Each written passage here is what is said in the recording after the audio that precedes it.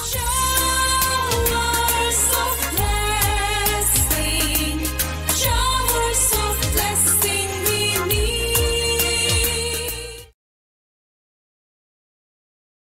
Praise the lord. Welcome to showers of blessing. దేవుని కృపలో భద్రపరచబడి నూతన దినంలో ప్రవేశించాం.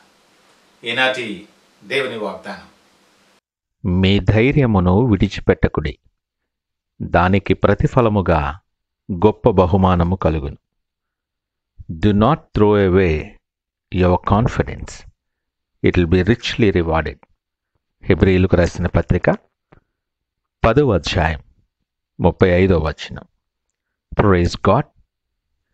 ఈ నూతన దినములు దేవుడు మీ కొరకు సిద్ధపరిచిన ప్రతి దీవెన ఆకాశపు వాకిళ్ళు విప్పి మీ మీద కురుమరించునుగాక. మరి ఒక నూతన దినాన్ని ఆరంభిస్తున్న నేపథ్యంలో ప్రేమ కలిగిన వాగ్దానము ద్వారా దేవుడు మనల్ని దర్శిస్తూ ఉన్నాడు. మన జీవన ప్రయాణంలో ఇది చాలా ప్రాముఖ్యమైనటువంటి విషయం. అనేకమైన వాగ్దానాలు మనకి దేవుడిచ్చిన నేపథ్యంలో మనము ధైర్యాన్ని విడవక ధైర్యము కలిగి విశ్వాసముతో ముందుకి కొనసాగాలి. నీవు ఒంటరి వాడవు కాదని, ఆయన కృపలతో నిన్ను కప్పి ఆయన నడిపించు దేవుడు నీతో పాటు ఉన్నాడని, ఆయన సన్నిధి నీతో పాటు ఉన్నదని మనము ఎరిగినప్పుడు భయపడకుండా ధైర్యముగా ముందుకి సాగిపోగలం.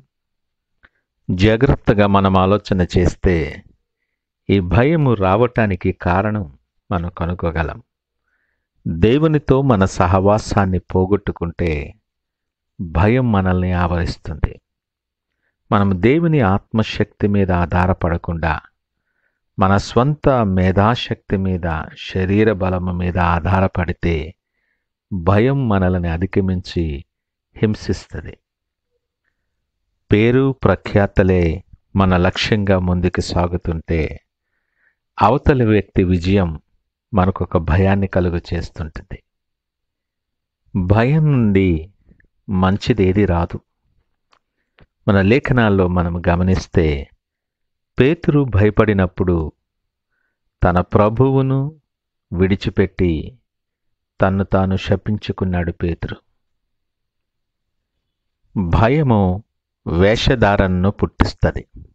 ఈ వేషధారణ మరింత భయానికి దారితీస్తుంది. ఒక గుంపులో, కుటుంబంలో భయం పడేవారు ఉన్నట్లయితే వారి భయాన్ని బట్టి మిగతా వారి హృదయాలను, వారి నమ్మకాన్ని, వారి ధైర్యాన్ని కూడా నీరు కారుస్తారు. ఈ మాటలు వింటున్న ప్రియ దేవుని జనాంగమా, ఏ విషయములో నువ్వు భయపడుతూ ఉన్నావు? దేవుని ఎడల భయం ఉన్నదా నీకు? లేదా లోక పరిస్థితుల్లో, లోకస్తులో నీవు ప్రయాణించే మార్గము, నీ ఆరోగ్యము, ఆర్థిక పరిస్థితులు మరేవో నిన్ను భయపెడుతూ ఉన్నాయా? నీ హృదయములో భయము కలిగినప్పుడు నీ ఆలోచన విధానం ఏ ప్రకారముగా ఉన్నదో ఒకసారి ఆలోచన చేయి. నీ భయం నీ దేవుని నుండి నువ్వు దూరపరుస్తుందా? దావీదు మాట్లాడుతున్నాడు, నేను యెహోవా యొద్ద విచారణ చేయగా నాకు కలిగిన భయములన్నిటి నుండి ఆయన నన్ను తప్పించెను. ఈ ఉదయకాల సమయం నీకు అనేకమైన భయాలుండొచ్చు. నీ ప్రతి భయము నుండి నీకు విడుదల కలిగించు ఈ దేవుడు నీతో సూటిగా మాట్లాడుతున్నాడు. ధైర్యాన్ని విడిచిపెట్టొద్దు. అప్పుడు నీకు గొప్ప బహుమానం ఉన్నది. యెహోషువతో మాట్లాడుతూ దేవుడు పలికిన మాట ఇదే, నిబ్బరము కలిగి ధైర్యముగా ఉండు, దిగులు పడద్దు, జడియకు, నీ దేవుడనైన యెహోవా నీకు తోడయుండును అనే మాట ఈ దినము నీతో కూడా దేవుడు మాట్లాడుతున్నాడు. భయాన్ని బట్టి వేషధారణ నీ జీవితంలోకి వచ్చిందేమో. మనుషుల ఎదుట, దేవుని ఎదుట వేషధారణ కలిగి జీవిస్తున్నావేమో. దేవుని కన్నులకు మరుగైనటువంటిది ఏమీ లేదు. దేవుని ఎదుట వినయముగా ఉండేవాడు మనుష్యుల ఎదుట ధైర్యముగా నిలబడగలడు. లేఖన భాగం మాట్లాడుతుంది, నీతిమంతుడు సింహము వలె ధైర్యముగా ఉండును.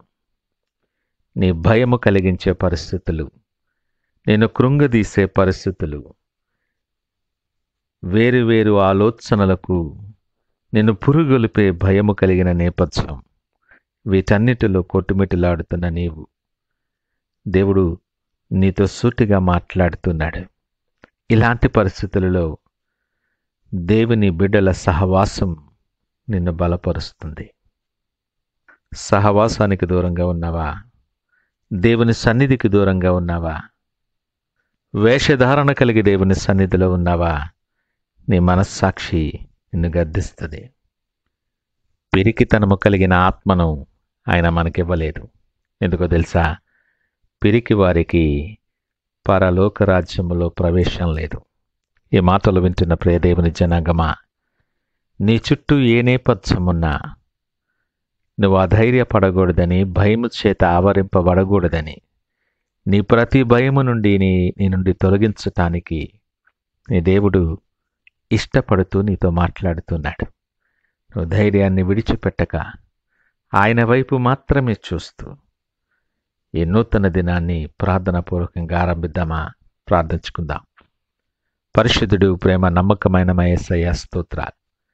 ఈ ఉదయకాలం మాతో మీరు మాట్లాడిన నీ మాటలను బట్టి నీకు వందనాలు. భయముతో కృంగిపోతున్న నాలో ప్రభా, నీ మాటలు ధైర్యాన్ని కలుగు చేశాయి. నా ప్రతి అడుగు బలపరిచి, ప్రతి ఆలోచన స్థిరపరిచి, ప్రతి భయము నుండి మీరు విడుదల కలిగించిన ఆయన, మీరు సిద్ధపరిచిన దీవెనకరమైన మార్గాల్లో నడిపించి మీకు సాక్షిగా అనేక మందికి దీవెనకరముగా నిలవబెట్టుకోమని సకల మహిమ, ఘనత, ప్రభావాలు మీకే ఆరోపిస్తూ యేసు పరిశుద్ధ నామమున అడుగుచున్నాము తండ్రి. ఆమేన్. God bless you.